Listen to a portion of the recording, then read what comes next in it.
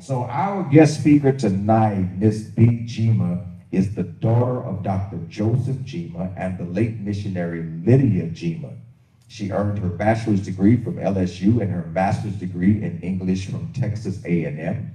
And currently, Ms. Jima is a doctoral student at the University of Louisiana at Lafayette in Educational Leadership Program, where she is studying. Okay, y'all give it up for Lafayette. Thank you. Come on. Thank you. There you go. Where she is studying, don't be afraid.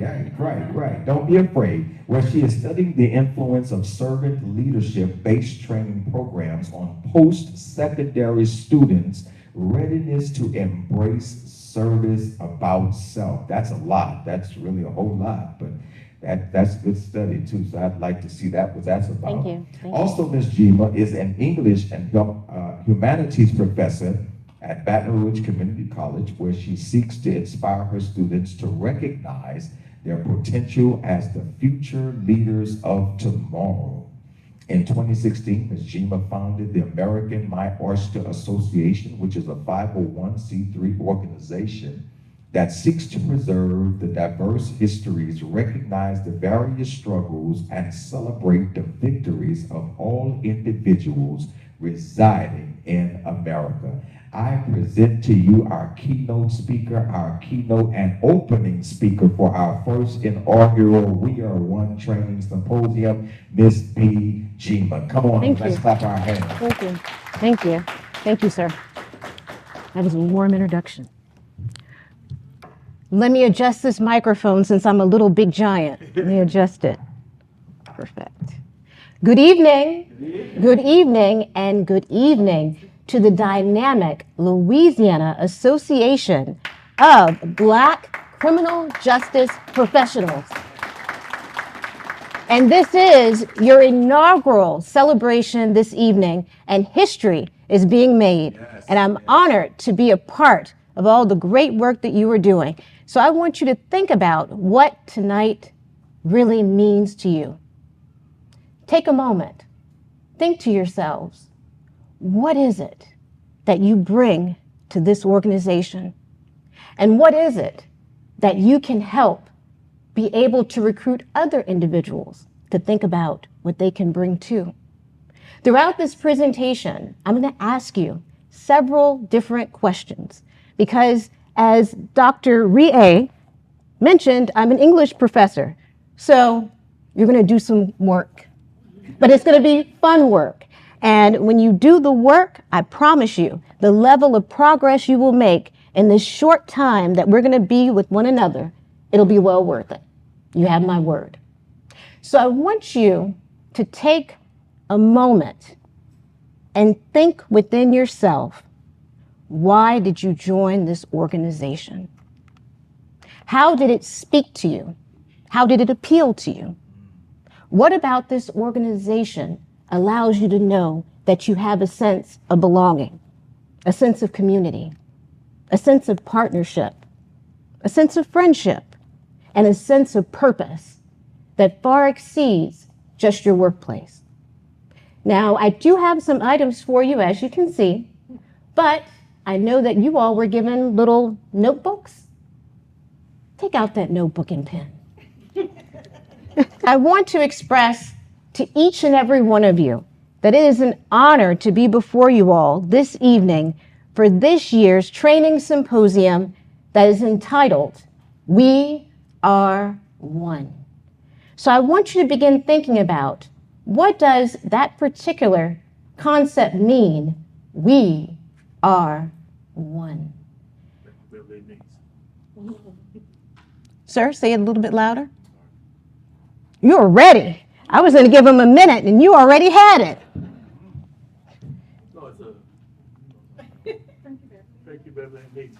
Oh, let's take a moment of silence. But what does it mean to you? We are one. When you hear that concept, we as a community are together. Exactly. And when we have a sense of community, what does that mean? Together. Togetherness. When we have that togetherness, what are we mindful of? Very good. Very good. Mr. Me? Skipper. Mr. Skipper, very good. Very good. Miss Lisa. Miss Lisa. Oh. Okay, what's the question? When we think about community and the sense of letting other people know that they matter, that they belong, what does that mean in terms of what it can do for the individual? What do you think it could do for that individual? I think it can inspire them and motivate them to want to be a part of something. Exactly, exactly. And we have to be mindful of what we are a part of, because some particular groups, organizations, individuals want to be a part of it. But as the gentleman said a few moments ago, they may have large numbers, but very little progress is made. But how many of you know about the story of David? Did he need the armor of the king in order to slay Goliath? What did he need? A rock. But what was even greater than the rock that he had? Exactly. And he had unwavering faith. Even though he was but a boy, he was able to slay the giant. So what can this organization do, even if there are only a few members here this evening? What giants do you have to conquer, to defeat, to face, where it will take each and every one of you banding together as one in order to overcome the challenges, the obstacles, the barriers that may exist in your workplace? Think about the power of what it is now when you say, we are one. Because as it was said earlier, there could be a small group of people, but if they rally together, they can make a lot of noise. And when they make a lot of noise, guess what? In order to know it's a lot of noise, that means they have to have been listening. They're heard. Their voices are no longer silenced. And one's voice, when it's no longer silenced, what can it produce? When a voice is no longer silenced, what can it produce? Think about the Negro National Anthem that we just listened to. Doesn't it emphasize that we march on until what? And victory is won. But it can never be won if you're not willing to march on. No matter the amount, no matter the group, no matter the size, if you all are willing to march on and have your voices heard and acknowledge each and every voice that is here, you will never be defeated, especially if you have God with you, the creator of the sun, the moon, and the stars, the creator of all things and everything. If you have him, no matter what you face, no matter the atmosphere, the darkness that may surround you, you still have everything because he's the creator of everything. So I salute you, I celebrate you, and I honor each and every one of you. And on behalf of the America My Oyster Association, we want to let you know that your efforts, your energy, and your enthusiasm for this organization is mighty. And I'm confident that you all will affect the type of change that you have been waiting to see come forth and to manifest. Because it is your efforts that allow not only the state of Louisiana, but also America to be a more equitable, safer, and better place for us all. So I would like for each and every one of you to stand up and give yourselves a round of applause.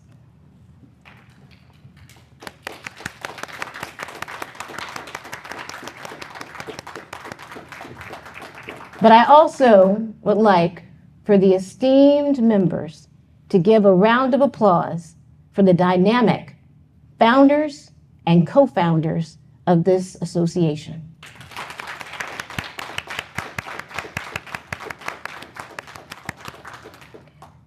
Now, you can have a seat. I'm not going to have you continue standing.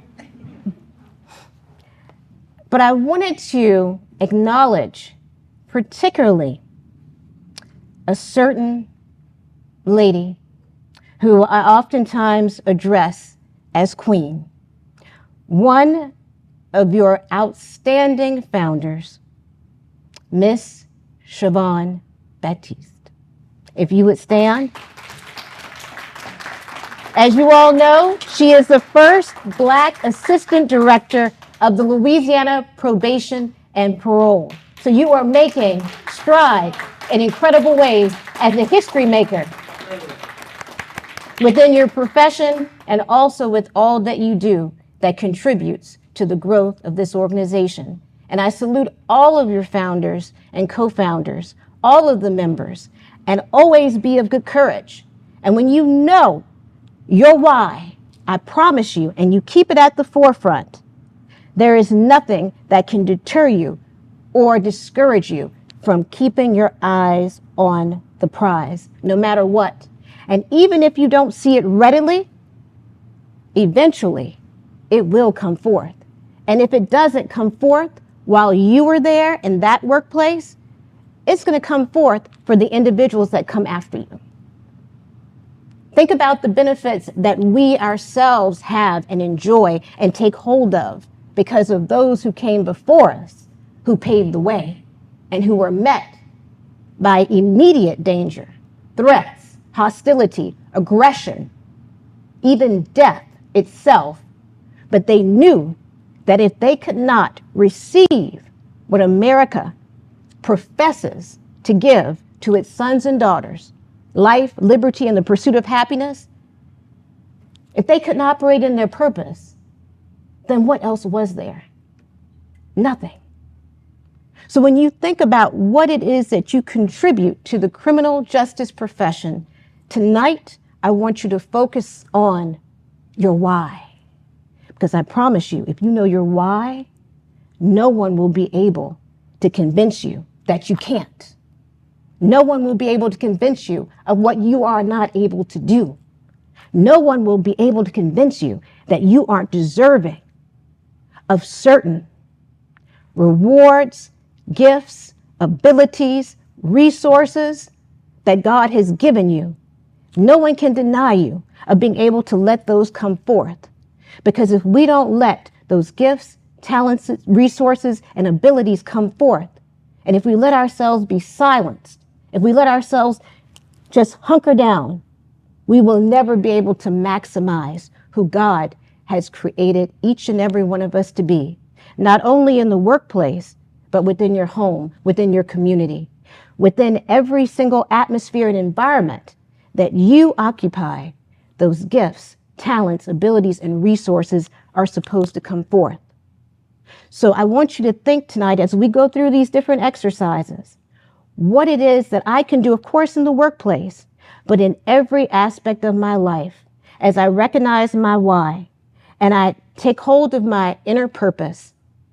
How is it that I can maximize my potential, maximize my gift, maximize the promises that God has spoken over me in every single capacity? Because if we don't, we will do a disservice to ourselves, to those who have come before us, our ancestors, and even, dare I say it, a disservice to the one who created you, as well as the one who gave his life for you. Amen? Amen. You all are looking at me like I didn't know it was going to get that serious. But it always is. It always is. So I want you to now gather together with the words, we are one. If you want to stand up, if you want to extend your arm out, if you want to stay seated, you can. But I want you to rally with the phrase, we are one, on the count of three. 1, 2, 3. We are one.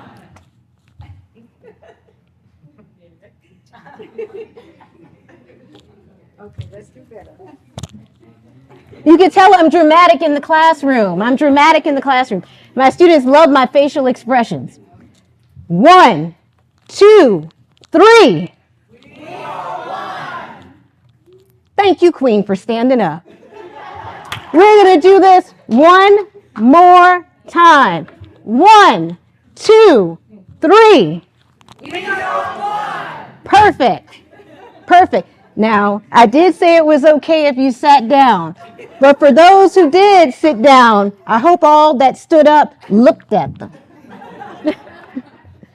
And so I want you to think about this particular presentation and how certain individuals weren't able to make it to the conference, but even though they weren't here physically, bring what you have learned this evening and every single session that you attend to them so that their lives can be enriched also.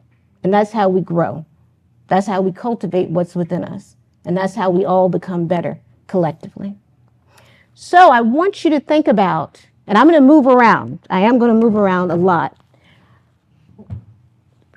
I want you to think about what it is that this presentation can offer to you in regards to your why. Now, for some of you, you may ask yourself, I know that she is the keynote speaker, and thank you, Miss Baptiste, for asking me to be the keynote speaker at your inaugural celebration this evening. And I also thank Miss Lewis as well as Dr. Rie for co-signing your recommendation. But I want you to really focus in on what the particular title is here. Always keep your why at the forefront. You've heard the expression, what is your why? We're going to dive into what it means to you individually as well as collectively. But what's important is that you daily strengthen your inner purpose and you liberate the story inside of you. And so this particular presentation is one that's very unique and different. I do diversity, equity, inclusion, and empathy training. And so with this particular program tonight, I wanted to tailor it in such a way, and I'm so thankful that I was obedient to what the Lord told me. I took a chance. I said, you know what? I cannot say something about the goodness of God. And when I walked in, I was just welcomed and received with so much hospitality. And then I started hearing individuals mention the name that is above all names. And I said, I'm glad that I took that chance on how I was going to present this information. I respect all religions and faith systems, but there is one that I don't ever doubt because I know too much about it. So I'm very happy. I'm very happy, very pleased that I was obedient. You may say to yourself, so what is this America My Oyster Association? Now, for those of you who got your swag bags and you looked inside your swag bags, you may have run across the flyer that we provided in order to educate you of what it is that AMOA, what we seek to do within the community. Our mission, as Dr. Rie mentioned, is to be able to utilize our collaborative efforts. And I want you to think about what the word collaborative means. You all know it. But what about collaborating through your efforts with this organization? At AMOA, we strive to bring everyone together as we're able to preserve the diverse histories, recognize the various struggles, and celebrate the victories of all individuals in America, both those who immigrate to this country and those who were born here as well. Because we want to celebrate everyone, and we believe that everyone has value and something significant to contribute to American life and culture.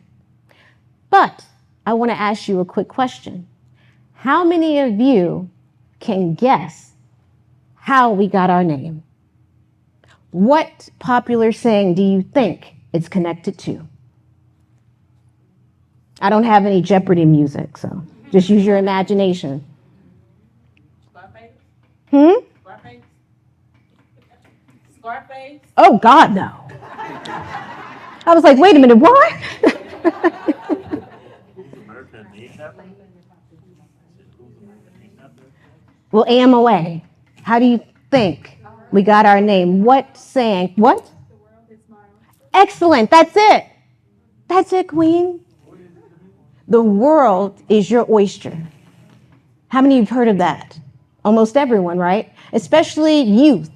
They tell young people at almost every graduation, or someone when they give them the card with the money in it, and you know the young person, they go straight to the money, and somebody will write, remember, the world is your oyster. But what does that truly mean? It first dates back to Shakespeare when he used that phrase in The Taming of the Shrew. But what does it mean when someone says the world is your oyster? That anything's possible. That anything is possible, Mr. Skipper. Anything is possible. And that's one of the reasons why we named it the America My Oyster Association. Because we believe, despite the obstacles that pervade this country, perpetual limitations, perpetual barriers, perpetual problems, that it still remains that proverbial oyster of life, liberty, and the pursuit of happiness. And if you have hard work, tenacity, perseverance, resiliency, empathy, and integrity, you can become whoever it is that you desire in this country. And if not that, we believe you can reach the second best thing to it. And so we want to inspire everyone to contribute what they have within them to the richness of this country, not just for the betterment of themselves, but to also bring others up with them. And together, that is how we make America a better place for us all. There's a famous writer as well that we named this after. From the Harlem Renaissance. Langston Hughes? Oh, I love Langston Hughes. But she was, Oh, it's a sheep. I don't want to tell too much. I was about to say almost what it was. She was one of his contemporaries, like in terms of they worked alongside each other. They went to parties together. They inspired one another. She's one of the major figures of the Harlem Renaissance in terms of being a writer, an ethnographer. I'm saying too much right now. You know who this person is. Anthropologist. Well, she was a philanthropist, the first Black millionaire. She supported and funded the Harlem Renaissance, Mr. Taylor. But this particular female writer, she didn't have the means that Madam C.J. Walker had. You know who she is. Halle Berry was in the movie. I said Halle Berry was in the movie. Dr. Dave. Halle Berry was in the movie.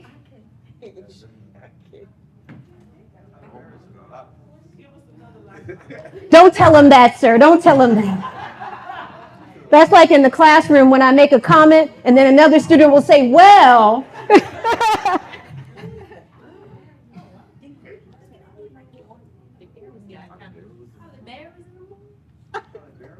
It's a book that lots of high school students have to read. Actually, I was in high school when we read this book because the movie came out when I was in high school. Not Family Hands.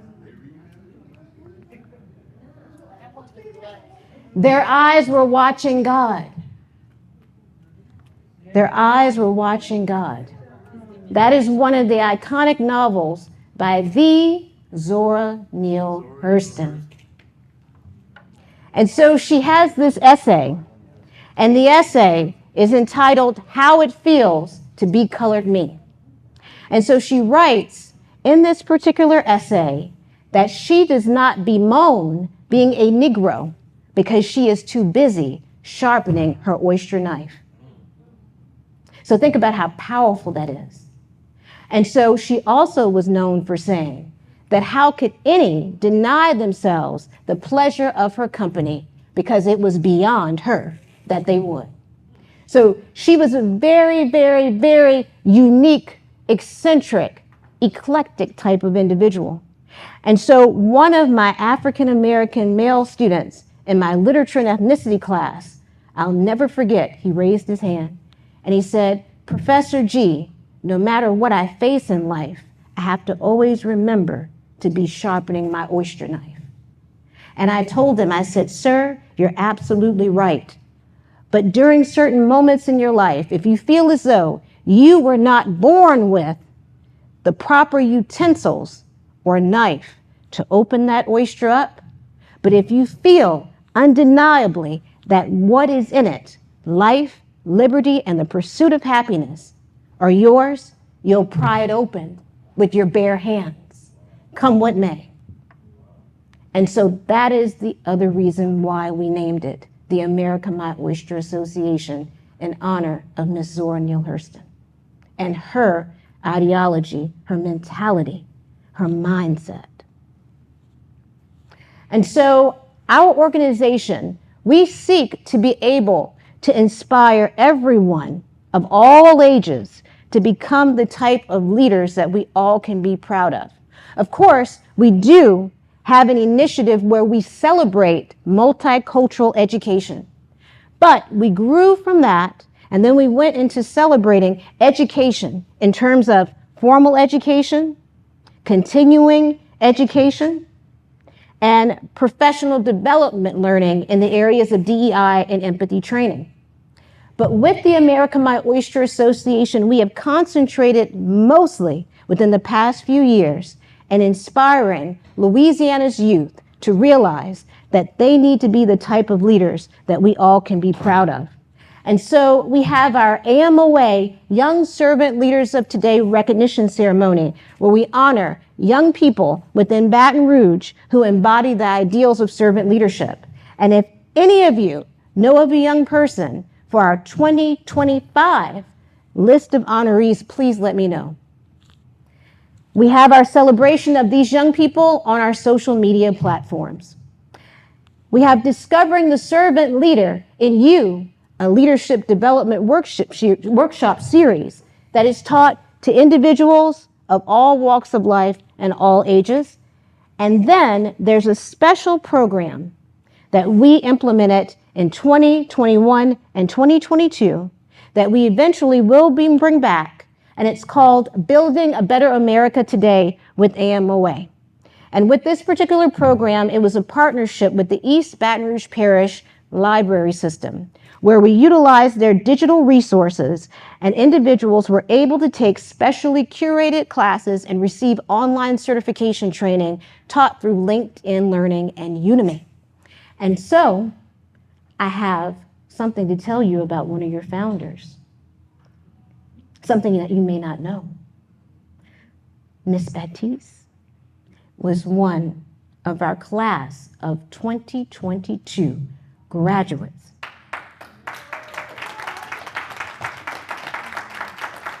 And not only was she a graduate, but she graduated top of the class as an AMOA diversity champion.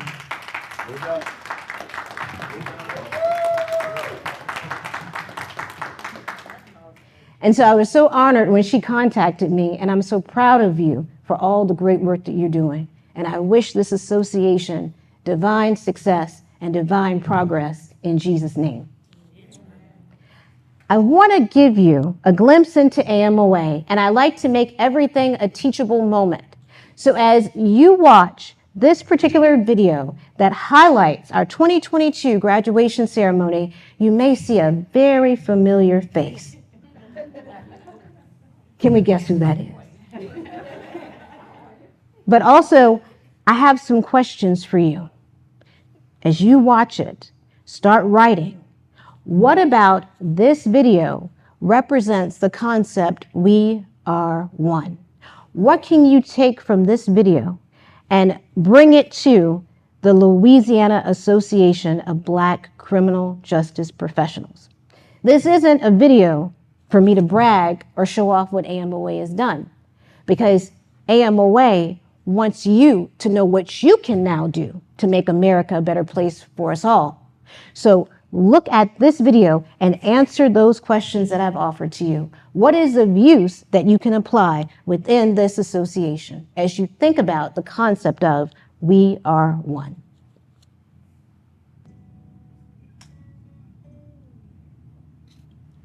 Right? Now, did you write anything down?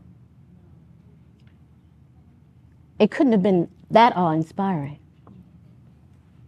Did anyone write anything down about why it represents, in a way, we are one and the mission of your association, your goals? Because you can glean from anyone and anything. As one of my students, Mr. White, told me years ago, he said, Professor Jima, you share with us so much, but I want to tell you that you can learn from anyone. And I said, you're absolutely right, sir. He said, you can learn what it is that you want to become, and you can also learn what it is that you don't want to become in life. But take every moment to glean something, because you might need that one day to go to the next level. So what can you glean from it? We can always learn from others and apply it to what it is that we seek to do, or even what we seek not to do.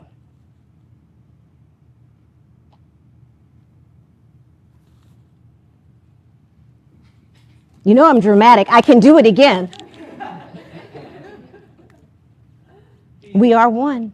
To be intentional. To be intentional, Miss. I know we met, but Camellia. Miss Camellia, to be intentional. What does it mean to be intentional? Have a purpose. That's right. That's right. You don't drift like the wind, do you? You walk in a straight line with purpose. When people see someone that is intentional, they know that person has a mission. They have a purpose. They have a goal. They are intentional. They don't go to the left. They don't go to the right. Straight ahead. So how can you be more intentional with this organization? By being a leader, wanting to display some leadership and being a support system for everyone involved to work as a team. Excellent, Queen. Excellent. So I want you to think about something that my mother used to say, and you brought this up when you said that. My mother, she was a Sunday school teacher and a missionary, and I was in her Sunday school class, and she never let me have a break, right? So she was very strict on me. And so she would say, and I used to raise my hand and I'd want to answer every question, and she'd pretend like she didn't see me. And she'd say, oh no, B, put your hand down, let somebody else answer.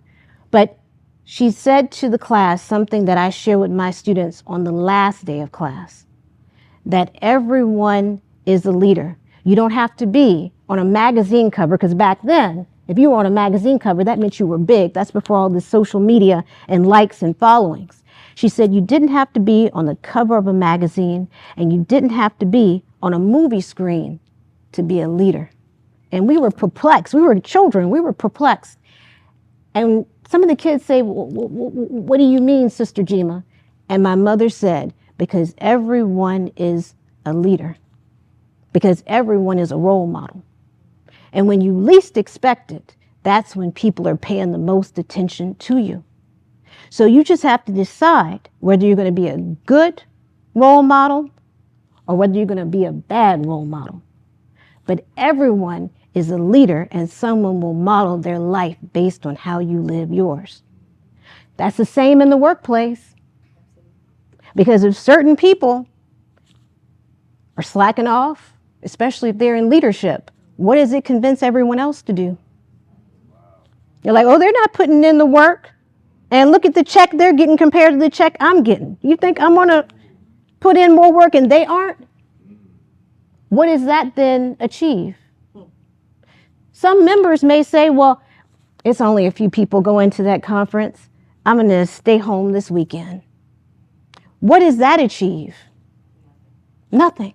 Because it doesn't matter how many people go to the conference. What matters is that you are there at the conference. And what you bring. Exactly. Exactly. Excellent. Excellent. And so now, without further ado, I invite each and every one of you to take part in a professional development training that is like no other. I'm going to give you the opportunity to go back into time. Now, to do this, you're going to need to close your eyes. Don't go to sleep. The food has not been served, so no one has the itis. Okay? So we can't use that excuse. So close your eyes for a moment. And I want you to recall a remembered event. This remembered event that you will recall happens to be the moment that you felt an interest in the criminal justice field. It could be the very first moment that you heard the word justice, equality, fairness. It could be even the moment you heard the word criminal, law, prison, incarceration. Whatever the case may be, I want you to think about what moment sparked your interest in the criminal justice field. Close your eyes. Take a few moments. I know that we will eventually be pressed for time, but take a few moments and recall that remembered event. Even though I'm the speaker, I've even closed my eyes. So think back. And I want you to place yourself no longer within this particular room. It's no longer October 2024. We're no longer in this year. We're no longer in this month. You're in a different place and time. And it's the exact place and time where your interest was sparked. Think about the people, what was said. Think about the season, the particular time period. What year was it? What did you witness? Even the 5 senses. What did you hear? What did you see? What did you smell? What did you taste? What did you touch? What was it that piqued your interest in criminal justice? Okay? Now I want you to open your eyes. Open your eyes. Of course, you are back now here. But I want you to recall as much as what you possibly can and to write down as much as what you possibly can. Begin writing. According to Simon Sinek, your why is the fundamental essence for what it is that provokes you, inspires you, motivates you to do certain things. It essentially is that spark, catalyst, that epiphany that drives you, propels you, and convinces you that whatever it is that you value is of great importance, that you will defend it and protect it at all costs. That is your why. So let's think about this in further detail. What comes to mind when you first hear someone say, "What is your why?" For many people, their why is what gets them out of bed in the morning. It's what inspires them to look forward to the day. It's what motivates them to see the sunshine when all there is around them is rain. It what allows some people to be dauntless and fearless in the face of what would cause most people to surrender, to run away, and to hide. That is the power of knowing one's why, where no one can take away from you what you know you have the power to do, no matter what it is they tell you, because your why is just that strong. So what comes to mind when someone asks you, what is your why? At first, I'll be honest, I didn't know what my why was. Mm-hmm. And I went through a transition of not really knowing where I needed to be. I had spent 34 and a half years in the public school system. God bless you. And, and I just knew that whatever it was not enough. Mm-hmm. And so I prayed about it.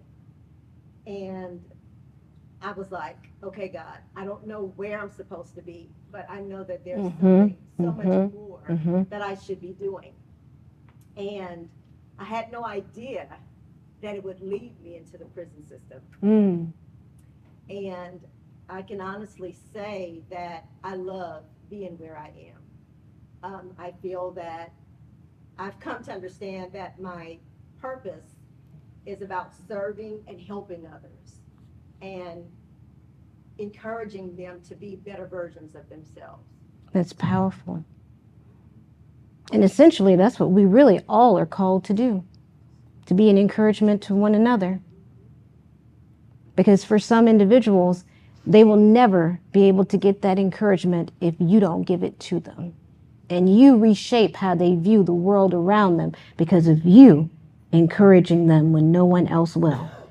And when you unlock that mental darkness that has had someone bound, when you have that key to unlock it, you change every single idea that they once believed because you confront it and show that there are people who care, that there are people who love them, that there are people who believe in them.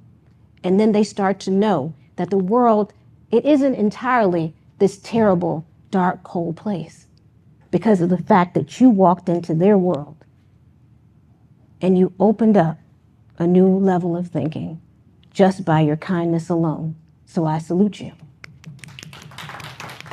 And I know you did that as well in education. Were you an educator? Yes. I salute you as a fellow educator as you inspired for 35 years. 34 and a half. Wow, I'm going to say 35.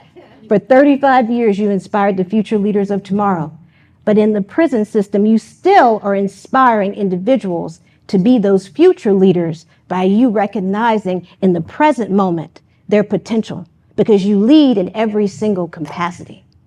And if you unlock a certain level of thinking, even when someone is incarcerated, you take off the bars that are the invisible mental ones.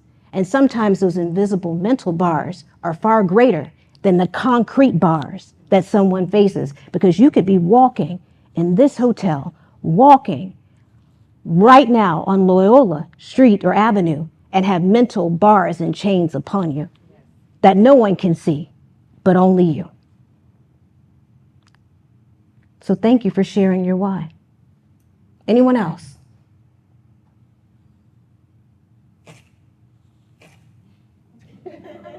You see me practice that look? That's the look I give my students.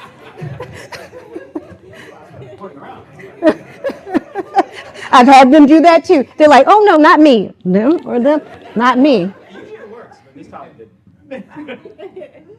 So my why and why I chose this field was I was a little kid watching TV and I saw a great movie one time, Beverly Hills Cop. Okay. Mm-hmm. That made me kind of want to do the job field, but mostly do this job field. It would have to be the internship that I did with the department I was actually hired on with, which was Rapid Provision Bureau. I saw the people coming in that came into it. And I came into it with an open mind, thinking that it's human nature to kind of change. Mhm. Mess up and change and do what you have to do. But actually coming into it and looking at it, it's a rare percentage that actually changes. Mm-hmm. Mm-hmm. It's a small percentage that actually changes because they want to change. A lot of people go back to the same neighborhoods and they end up falling into the same trap that they fell into before. And once you're in the system, it's kind of hard to get out of the system because the local law enforcement are going to know, hey, this person's my problem person. This person's wherever. This person always does ABC, Mm-hmm. and this is their pattern.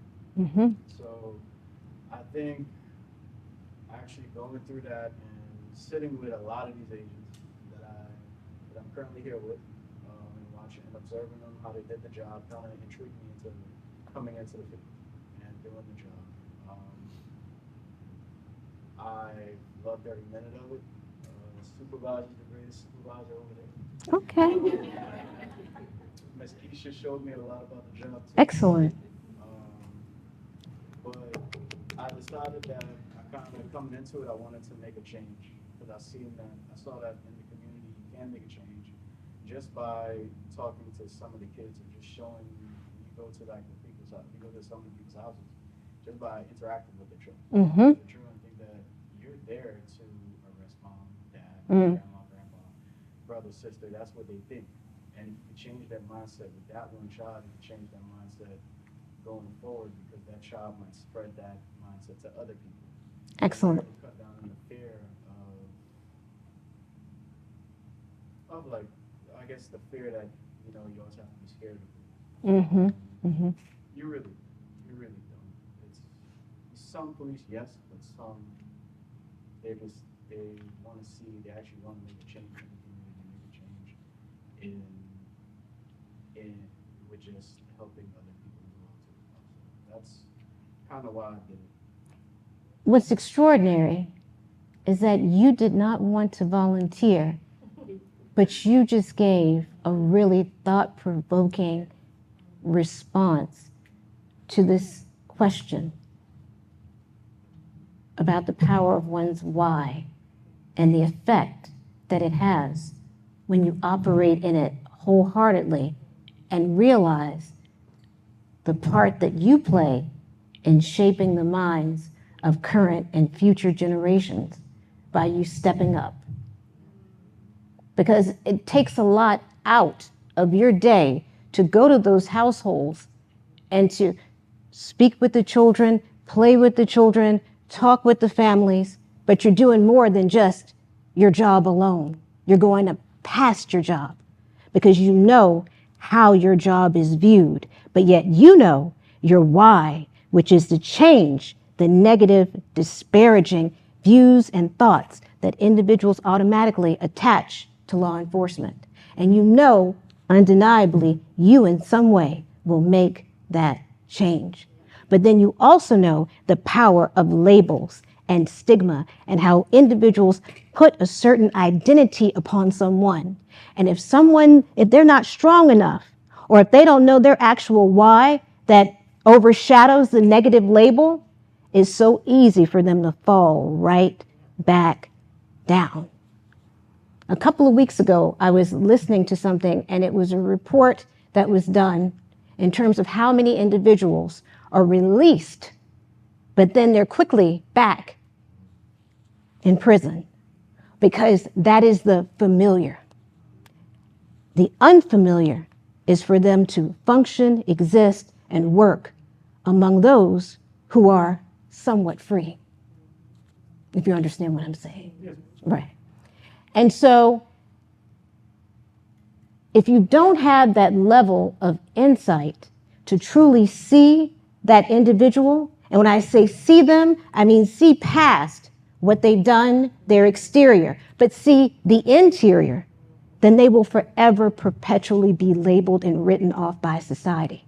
But I've taught several students who were formerly incarcerated, who wanted a new life, and they ended up being some of my best students. And they actually inspired other students based on them telling their stories and letting others know, don't go down the same road that I did. There's more out there. Let me tell you what I experienced because I didn't realize that there actually was more out there for me. But now I do. And they won't let anything hold them back. So I salute you, sir, because you're inspiring individuals at an early age to know that they can find a role model in you, a friend in you, a confidant in you.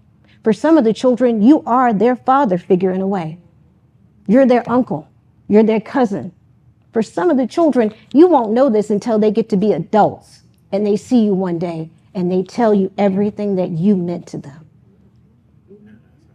So I salute you, Mr. Kavan? Devon, Mr. Devon, I salute you for all that you do because you're changing lives by showing people, and children especially, that they matter. You all have some dynamic whys. These are great whys. I want to take about 3 minutes, and I want you to turn to your neighbor and share with them your remembered event. Now, it's going to be hard following up behind these two amazing individuals, but what you have to say is just as grand, is just as impactful, is just as great, because it's the truth of your why. And no one can take that away from you. Because this is how you live your life every day. So 1, 2, 3, 3 minutes. Now, did you express to your member, because each one of you needed to have a member or a neighbor to work with, did you express to them your remembered event? Yes. Now, did they get a chance to express to you their remembered event? Still waiting on one. Now, you have to guess the why. Guess the why for the individual who you listen to. That means you have to really recall everything that they said and think about the why. What do you think it is based on what they described?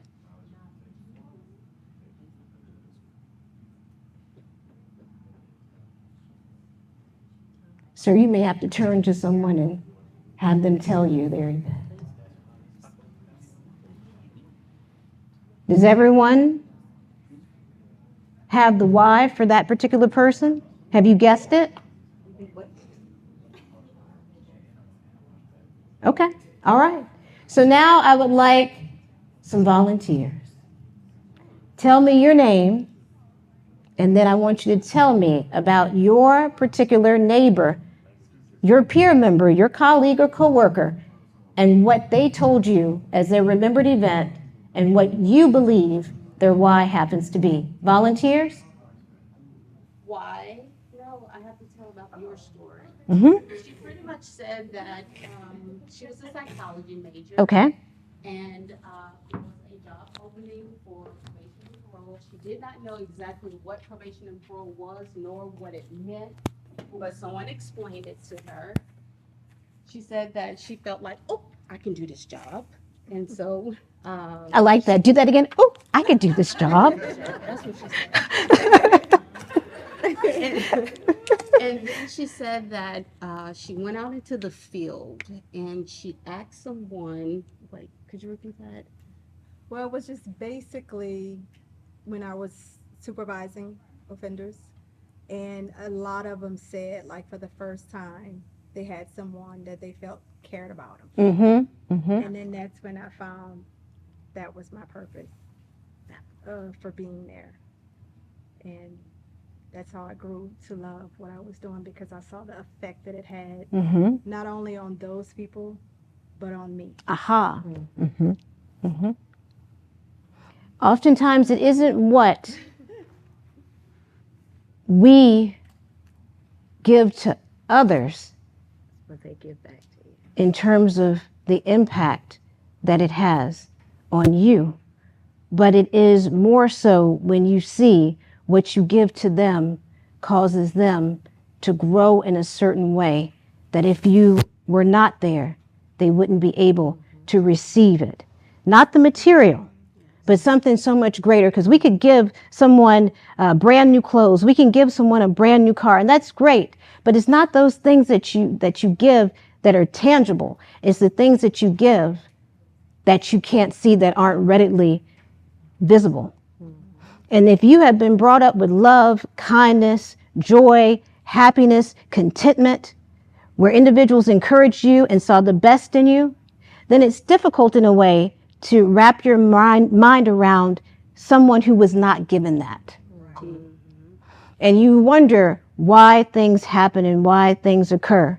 But when you take time, and this is one of the things I emphasize to my students, I like to find the root cause behind why a student behaves a certain way. So I take time after class to speak to them. Now, of course, I will make mention of their behavior, but I pay attention to each individual student, and I learn all of my students' names. I pay attention to when the boys in my class have haircuts and when the girls have new hairstyles, and they're shocked that somebody would pay that kind of attention to them. But what does that do for an individual? Because it lets them know that what? That they matter. And sometimes individuals act up, and sometimes individuals behave a certain way because they want attention and they want someone to show them that they matter, but they choose the wrong way in order to get that attention. Yep, you can Even if it's negative, it's still attention. But when they see someone like yourself wants to inspire them to be better, and you're able to give them the right level of attention, it will cause them to want to do what? To make you proud. And if they never had anyone that was proud of them, you are the person that now has instilled in them that things don't have to be the way that they always were. That what was normal then is not normal now, because you will not settle for normalizing dysfunction. But how many people have normalized dysfunction because they haven't seen anything else? But you're the one to show them that there is so much more. So I salute you.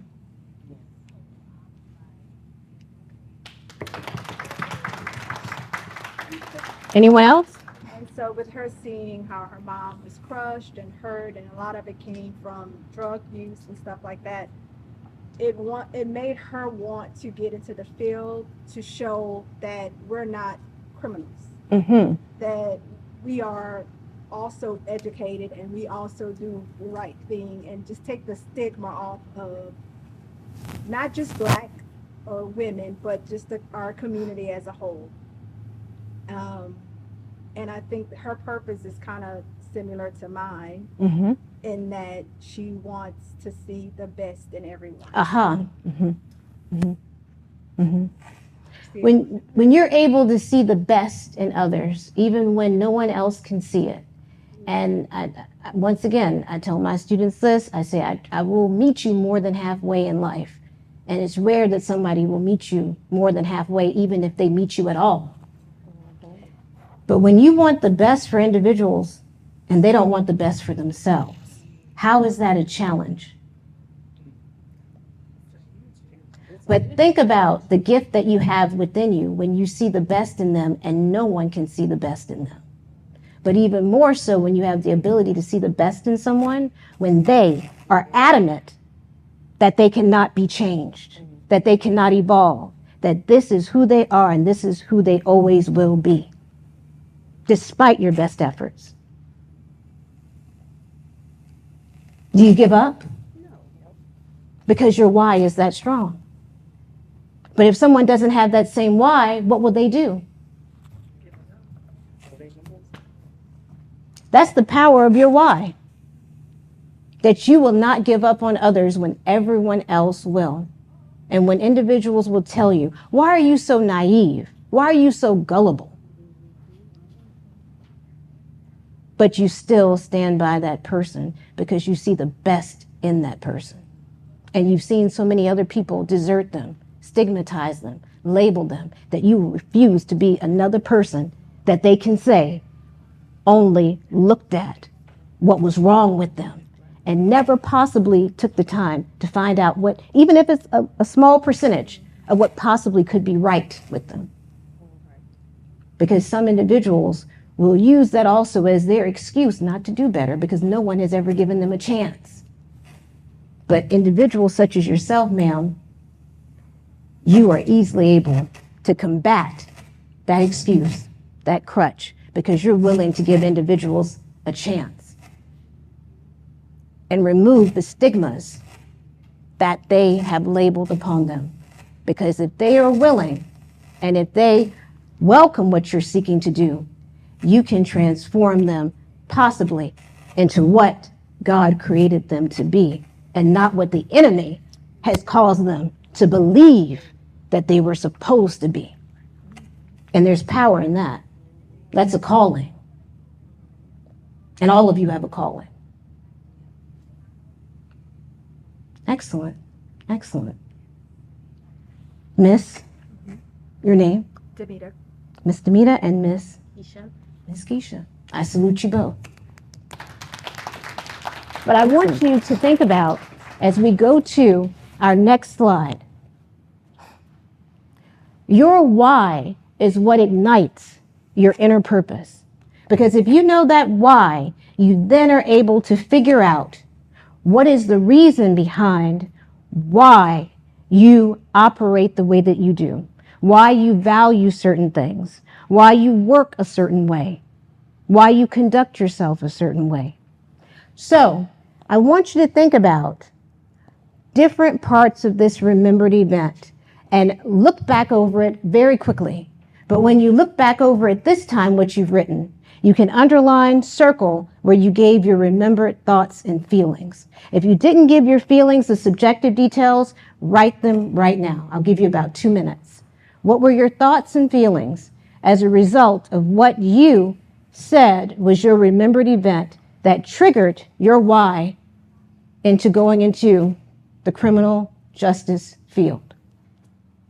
Now, it was just brought to my attention that we need to wrap things up because of time constraints. So what I'll do is we have our display for you that's in the center of the room. Well, center of the table, rather. And also, technically, the center of the room. So that actually was right. No pun intended. So with this tray, you have several different items.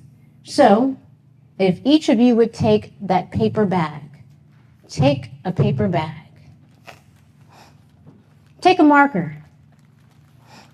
Take a marker.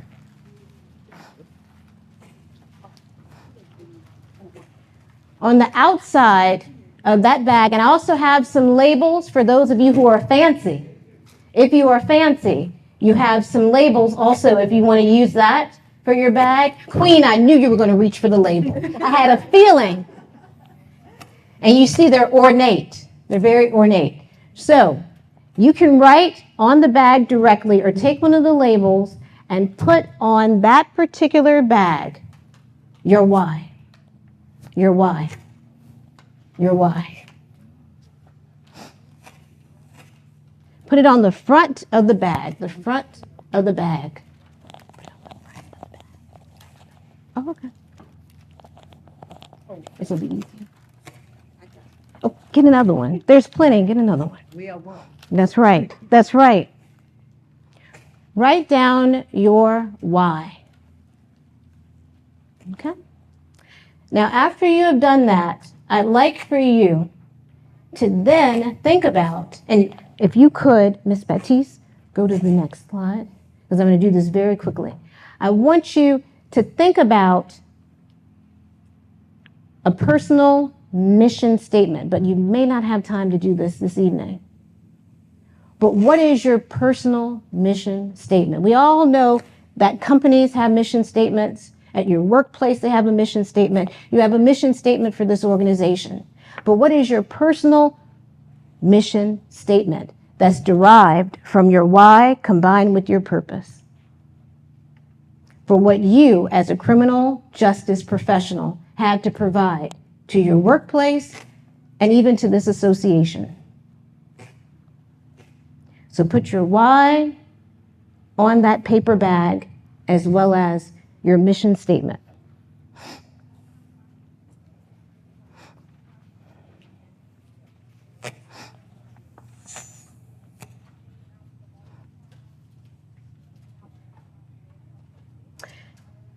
And I couldn't help but quote some iconic insight and knowledge and revelation from the late and great Dr. Miles Monroe when he said, "We were placed on earth to fulfill a purpose, and that purpose is what gives us meaning to our lives. You were sent to the world to make an impact and make a difference." Also, purpose gives birth to hope and instills the passion to act. That passion is your why.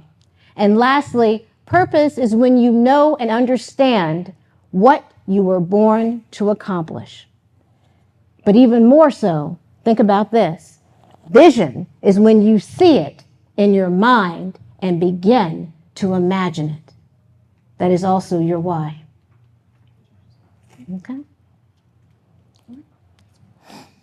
So as you closely think about your remembered event, as you think about your why, as you think about your inner purpose, as you think about what you've just written a few moments ago for your personal mission statement, I want you now to think of one word that collectively represents why you are a member of the Louisiana Association of Black Criminal Justice Professionals. One word, and you're going to write it on that particular label that you have or directly on the paper bag.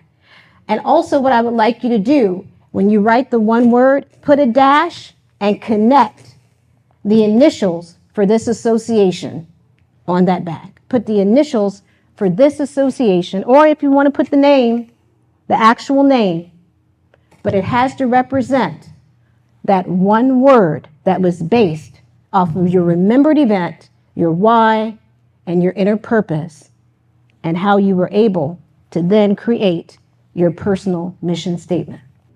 All right? Now, this gets into the last part of this activity that will essentially help to close out this professional development activity. Take one of those candles. Take one of those candles. Now, you see the candle is not on, right? It can only be turned on by what? Miss? Turning it on. Miss? Holly. Miss Holly. It can only come on based on you doing what? Turning it on. Correct. But you have to make the choice to do that, right? Because you could have just let it stay the way that it was, but would it have fully served its purpose? No. So we can stay the way that we are, or we could make the decision to ignite the light within us and operate within our purpose. We could attend this conference and go home, or we could attend this conference and let it trigger within us a deeper, richer, more fuller approach to operating within our purpose through recognizing each other's purpose within this association and also within the workplace, within our personal lives as well, because we all face certain issues. So you're not just a colleague or a co-worker, you are a friend. You're a prayer warrior. You're a soldier on the battlefield, not just for yourself, but some of you will take on the role of being able to stand in the gap for others.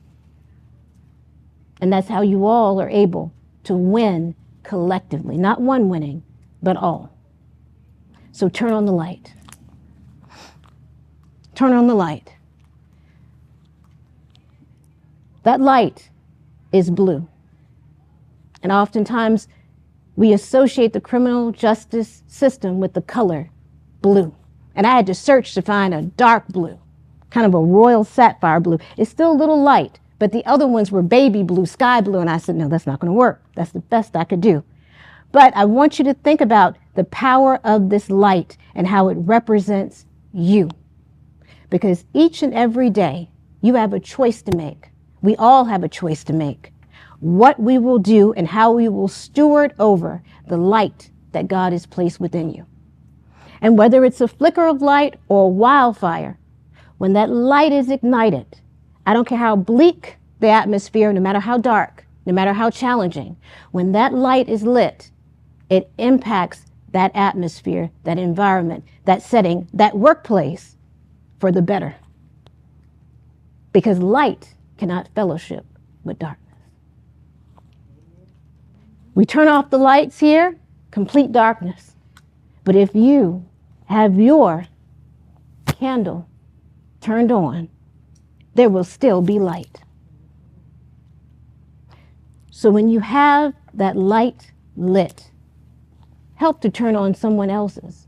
Help to inspire someone else. Help to encourage someone else so that they can have their light ignited too.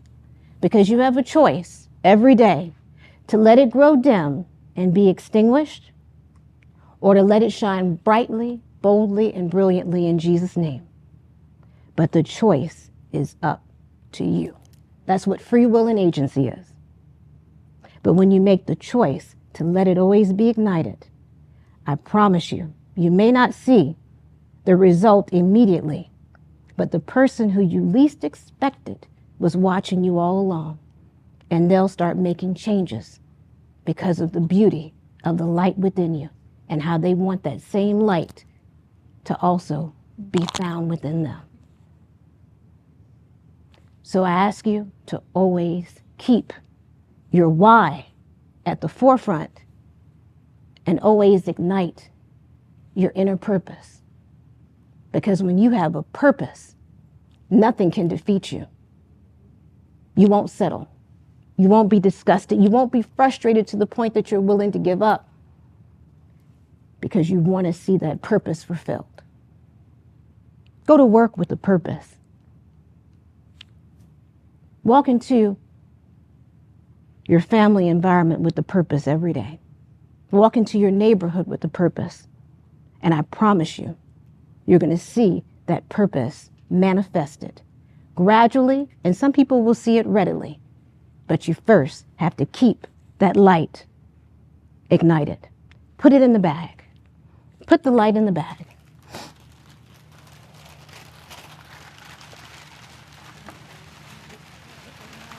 Now, take one of those gold seals. Take one of those gold seals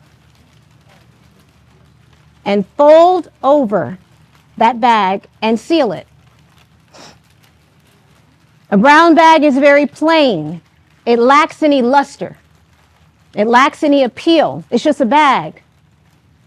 But when that light is within it, and think about that brown bag like the world itself, and how sometimes your workplace can be mundane, where every day is the same as the day before it. But when you let that light be ignited, what happens to that bag? It what? Lights up. It lights up, Miss Monisha. It lights up. And it's never the same.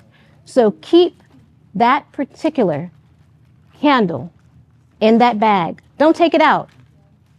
But when it goes out, it's just plastic.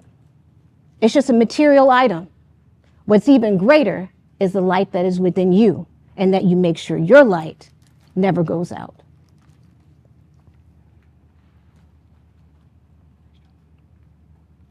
Miss Betty's.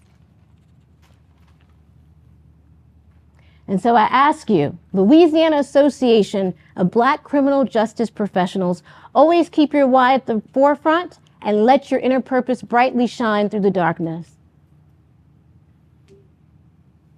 And in the words of the great poet, Amanda Gorman, there is always light. I want you all to finish the rest on the count of 3. There is always light. 1, 2, 3. If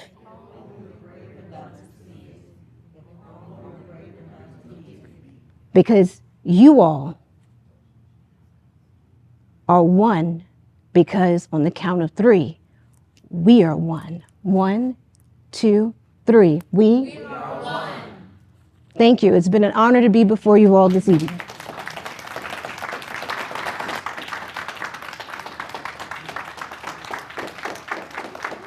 Thank you. Thank you.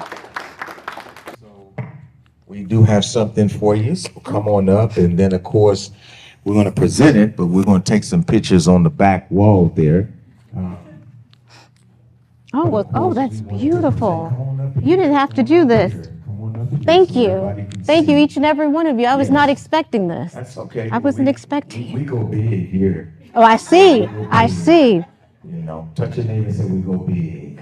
That is fabulous. So the Louisiana Wow. Association of Black Criminal Justice Professionals presented to Professor B. Jima, keynote speaker. Thank you for your words of wisdom and participation in the inaugural We Are One Training Symposium, Wow. October the 11th through 13th, 2024. So again, Wow, thank it's an you. honor. Thank you. Thank you for Thank you so sharing very with much. us.